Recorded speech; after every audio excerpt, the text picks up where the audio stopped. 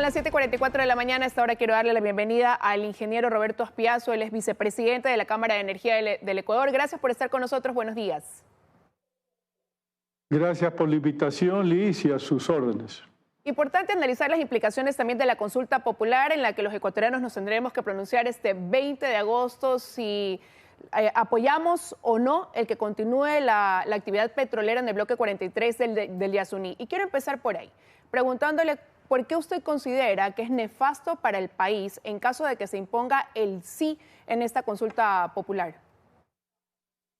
Varias consideraciones. En primer lugar, es una consulta extemporánea. Está planteada de la misma forma como se hizo en 2013 cuando no existía el desarrollo del campo ITT en el bloque 43 y llama la atención que la Corte Constitucional no haya tenido la prevención de hacer el alcance correspondiente para que la ciudadanía esté debidamente informada sobre qué es lo que va a votar. En todo caso, en este momento se está produciendo ahí 55.000 barriles por día, que equivalen a ingresos al presupuesto general del Estado por 1.200 millones de dólares al año, en circunstancias de que el erario nacional atraviesa una fase difícil, está comenzando a haber recortes presupuestarios porque no hay suficientes ingresos. Imagínense ustedes, finalmente quieren dejar sin efecto el Yasuní, digamos el bloque ITT 43, en momentos que las importaciones están creciendo y las exportaciones están disminuyendo. El Ecuador, que venía durante los últimos 5 años produciendo promedio de 500.000 barriles, ahora ya se encuentra en 470, 450 y aún así se quiere eliminar lo que corresponde al bloque 43, con lo cual evidentemente hoy por hoy que hay un nivel ajustado entre lo que exportamos e importamos, el año pasado fue 2.200 millones de dólares, pero si se elimina el bloque 43, evidentemente vamos a empezar a entrar en saldo rojo. Y en este momento lo que más necesita el Estado ecuatoriano es tener recursos para poder atender tantas urgencias. No se diga aquellas que sin duda se derivarán del fenómeno del Niño, donde seguramente decenas de miles de ecuatorianos van a quedar damnificados como consecuencia de las duras lluvias. De forma tal de que en este lugar, en vez de debilitar la economía nacional y particularmente el Estado ecuatoriano, más bien dicho, de fortalecer, le estamos debilitando con una consulta popular que no es sino un salto al vacío, hay que decirlo de esa manera tan clara. Por eso hay que votar no en la consulta. Ingeniero, pero veamos algunos de los puntos que citan quienes están a favor de que sí se detenga la actividad petrolera en este bloque del Yasuní. Dicen que las cifras no son transparentes, que realmente lo que se dice se genera como rédito económico por la actividad petrolera en ese bloque 43 no es tal. ¿Cuál es realmente la ganancia económica que genera al país la explotación que se produce en esta parte del Yasuní? He mencionado una parte sobre los ingresos anuales por 1.200 millones de dólares. Adicionalmente, destacar que ahí ya está invertido 1.800 millones de dólares en una docena de facilidades petroleras y que eso nominalmente tendría que ser desmontado invirtiendo otros 500 millones de dólares que, como no los hay, va a ser impracticable en el evento que gana de sí desmontar todos esos campos. De manera tal de que estamos frente a una situación que nos parece un callejón sin salida, un paso en falso, y naturalmente hay que hacer un llamado a la población. Hoy por hoy, frente a la situación que estamos atravesando, el Ecuador como país no puede darse el lujo de prescindir de esa producción petrolera. Tenemos que hacer acopio de cada dólar que puede ingresar para atender las necesidades de nuestra población, en donde los indicadores de extrema pobreza están a nivel de 11% y los de desnutrición infantil crónica 23%. Eso refleja la realidad de que desde el Estado se necesitan recursos para dar soporte a estos espacios en donde el asistencialismo estatal es fundamental. De manera tal de que a nosotros nos parece también que estos argumentos se están subestimando, quiero decir, sobre el monto verdadero de lo que está bajo el subsuelo. Se habla, la gente entendida, entre 16.000 y 27.000 millones de dólares, de forma tal que muy bien haríamos en aprovecharlo. No es un sentido de que nosotros, que somos un país marginal como productor, nos estemos forzando por convertirnos en paladines de la descarbonización, cuando las grandes potencias mundiales como Estados Unidos y China siguen produciendo más de 17 millones de barriles por día, cerca de 15 millones de barriles por día, según el caso, y no se plantean ellos el dilema de hacer una consulta popular para dejar el petróleo en el subsuelo. Pero mientras aquí se habla de lo que se genera económicamente y a qué va destinado ese dinero, quienes están en contra de esa actividad petrolera dicen que con esos réditos económicos no se ha beneficiado a las comunidades de la Amazonía, no se los ha dotado ni siquiera de servicios básicos, que eso no se traduce en beneficios para ellos. ¿Qué se ha hecho por las 7 comunidades que están ahí, por las 2.700 personas aproximadamente que residen en las inmediaciones de este campo petrolero?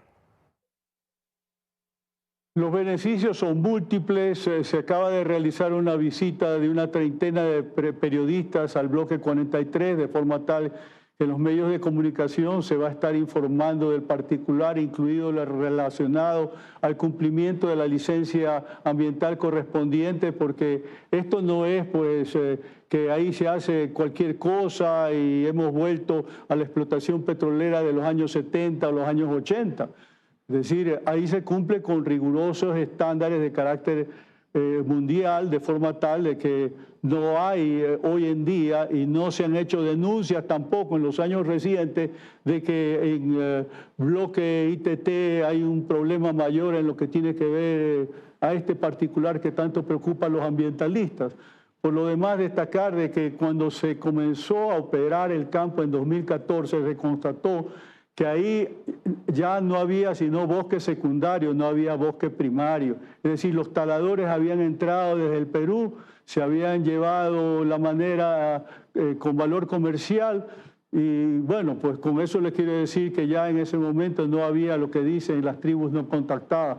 Hay que pensar también en los compromisos que están asumidos vía contractual por parte de Petroecuador, dígase el Estado ecuatoriano. Al momento, 1.171 billones de dólares en contratos con 51 empresas nacionales y extranjeras, que naturalmente en el caso de cerrarse los pozos van a estar en discrecionalidad de presentar las demandas respectivas al Estado ecuatoriano. Igualmente, 915 contratos de trabajo que van a quedar insubsistentes, la mayor parte de las propias comunidades indígenas, cabezas de familia, hombres y mujeres, que necesitan naturalmente esa fuente de trabajo para sostener a su familia. Así que verdaderamente esta es una situación inopinada. Y antes de pasar quizás a esa parte, a las implicaciones de las demandas que pueda afrontar el país, sí quiero reiterar la pregunta en relación a cómo se ha apoyado a esas comunidades, porque eso es algo que también cuestionan. Dicen que hay comunidades que están en riesgo de extinción en la Amazonía, que se ven muy afectadas con esta extracción de un petróleo que ni siquiera tiene la calidad que debe tener, que realmente lo que sale de ahí es muy espeso, que parece brea, y que más es lo que los perjudica a ellos que lo que los beneficia, que ellos no reciben ningún tipo de ayuda. Por eso le preguntaba, ahí hay varias comunidades, son 7, 3 etnias, 2.700 personas que están residiendo en los alrededores. ¿Cómo se los ha ayudado? ¿Qué se ha hecho por ellos? Eso no es correcto, es decir, siempre hay algún quejoso que es propio de la naturaleza de los ecuatorianos, pero en la práctica hay 7 comunidades que representan 2.541 personas, y los dirigentes de 3 etnias que están presentes han manejado claramente su discurso a favor de la explotación del Yasuní, porque finalmente de otro modo no tendrían una fuente de sustento. De manera tal que este es un tema que se está exagerando, que no corresponde a la realidad, y en lo que se refiere al crudo pesado, sí, efectivamente lo es, pero parte del problema es que la refinería de Esmeraldas no tiene capacidad de refinación de ese tipo de crudo. La consecuencia es que está produciendo demasiado derivado, que eso se vende a precio menor de lo que se vende el crudo propiamente dicho. Ahí se está perdiendo mucho dinero, pero la solución es construir naturalmente el tren de alta conversión que va a permitir que ese residuo se convierta en combustibles de alta calidad. Es decir, pagando de $51 se podría en un momento dado, a través de ese proceso de alta conversión, convertir ese residuo en diésel premium que se paga a razón de $128 el barril. Así que se están utilizando verdades a medias para desinformar a la ciudadanía, cuando esto es muy importante para fortalecer la economía nacional, desde el punto de vista de que el petróleo ha sido importante desde el primer momento, es decir, desde los años 70, para fortalecer la clase media en el Ecuador, en los años 70, 80, 90, después vendría